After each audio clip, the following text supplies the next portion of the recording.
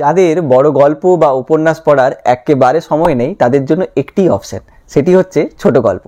আজকে আমি যে বইটি নিয়ে কথা বলবো সেই বইটি আপনারা বুঝতেই পেরেছেন আমার এই ভিডিওর কভার বা থাম্বনেল দেখে।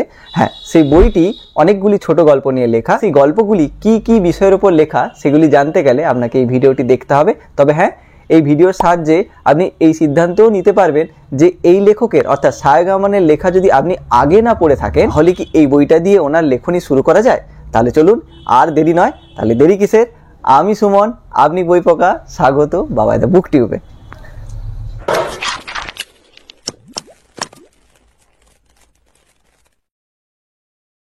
এই বইটির নাম হচ্ছে সায়গ আমানের লেখা মৃত পেঁচাদের গান। একদম টু দি পয়েন্টে বলে যাই, এই বইটি দ্বীপ প্রকাশনী থেকে প্রকাশিত। বইটির প্রিন্টেড মূল্য 300 টাকা। হ্যাঁ, আপনি এই দামের উপর কিছু ছাড় পাবেন। এবং এই বইটির উপরে যে এই সুন্দর প্রচ্ছদটা, এই প্রচ্ছদটা এঁকেছেন কৃষ্ণেন্দু মণ্ডল। এবং এই বইটিতে প্রায়, দাঁড়ান দেখে বলে দিচ্ছি, এই বইটিতে প্রায় 256টি পেজ রয়েছে। তো ওভারঅল এই বইটির থিকনেস দেখতেই পাচ্ছেন। তাহলে চলুন বইটির গল্পগুলি নিয়ে একটু ছোট্ট করে বলে নেওয়া যাক, বা খুব বেশি তো বলা যাবে না কারণ স্পয়লার চলে আসবে, এমনিতেই গল্প। তাও ছোট্ট করে একটা ওভারভিউ বা সারাংশ আপনাদের বলে দিই। বইটির নাম দেখে একেবারে বুঝতে পারিনি যে বইটি কোন বিষয়ের উপর লেখা। তবে হ্যাঁ, এই বইটি কেনার পেছনে দুটো কারণ রয়েছে। এক, এই লেখকের নাম অর্থাৎ সায়গ আমান, এবং দ্বিতীয়, এই বইটিতে গল্প রয়েছে।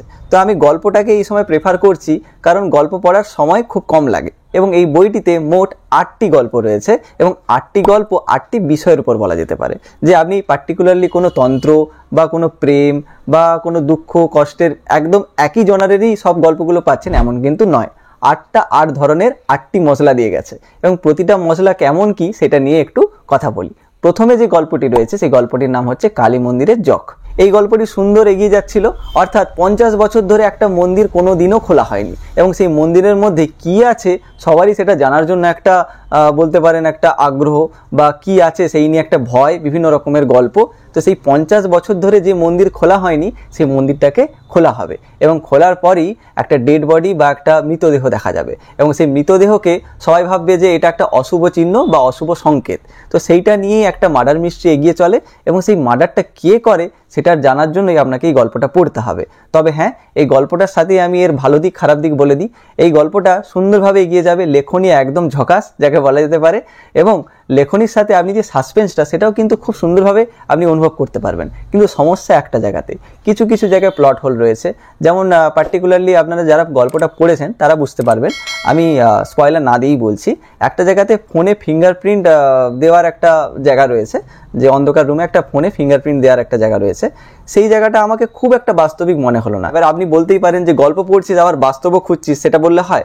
তবে হ্যাঁ, কিছু কিছু জায়গা পড়তে গিয়ে এই টুকটাক জিনিসগুলো আমার একটু অড লেগেছে।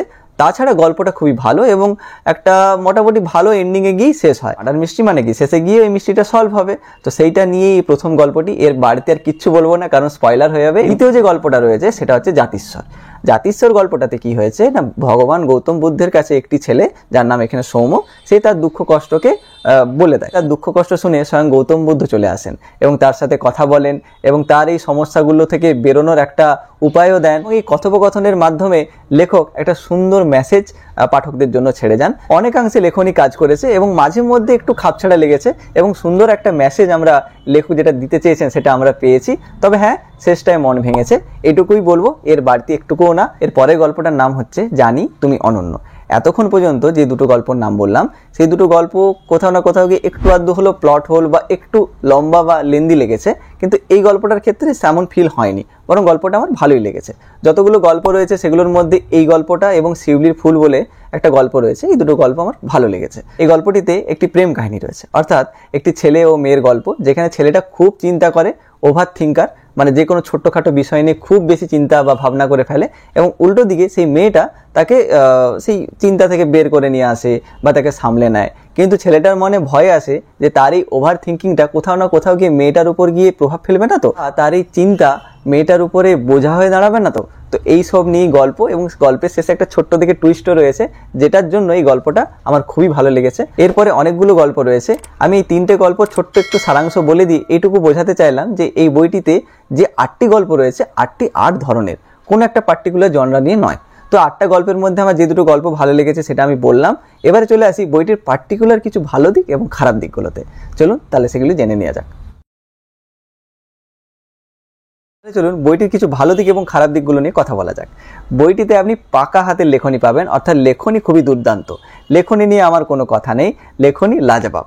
সায়গামানের লেখাগুলো নিয়ে যে এক্সপেকটেশন বা যে ধরনের হবে ভেবেছিলাম, বা ভাসানবাড়ি বা অন্যান্য উপন্যাসগুলো পড়ে আমার যতটা এক্সপেকটেশন হাই ছিল সেই এক্সপেকটেশনটা আমার ম্যাচ করতে পারেনি। তাই ভালো খারাপের মাঝখানে মিলিয়ে মিশিয়ে আমার গল্পগুলো লেগেছে, এবং সেই কারণে গল্পগুলোকে আমি খুব ভালো যেমন বলতে পারছি না, এটাও আমি বলতে পারবো না যে গল্পগুলো খুবই খারাপ। হ্যাঁ, এটা পাঠক অনুযায়ী ভিন্ন ভিন্ন মতামত থাকতেই পারে, যে কারো খুবই ভালো লাগতে পারে, কারো অসাধারণ লাগতে পারে, বা কারো খারাপই লাগতে পারে। কিন্তু আমার মিলিয়ে মিশিয়ে খুব ভালো লাগেনি, আবার খুব খারাপও লাগেনি। তবে হ্যাঁ, কয়েকটা গল্প খুবই ভালো লেগেছে, যেগুলোর নাম আমি আগেই বলেছি। এছাড়া এই বইটি নিয়ে আলাদা কিছু বলার নেই। এই বইটি একবার পড়ে ফেলার মতো, তো আপনারা চাইলে পড়তে পারেন, সেটা পুরোপুরি আপনাদের সিদ্ধান্ত। এই বইটি যদি আপনার আগে পড়া হয়ে থাকে তাহলে অবশ্যই আমাকে কমেন্ট বক্সে জানাতে ভুলবেন না যে আমার মতামতের সাথে আপনার মতামত কি মিল খাচ্ছে না কোথাও না কোথাও অমিল। এবং মোস্ট ইম্পর্টেন্ট, আপনি যদি ঠিক করেছেন যে এই বইটা দিয়ে লেখকের লেখনীর সাথে পরিচিত হবেন, তাহলে আমি বলবো এই বইটা একটু পরে ধরবেন।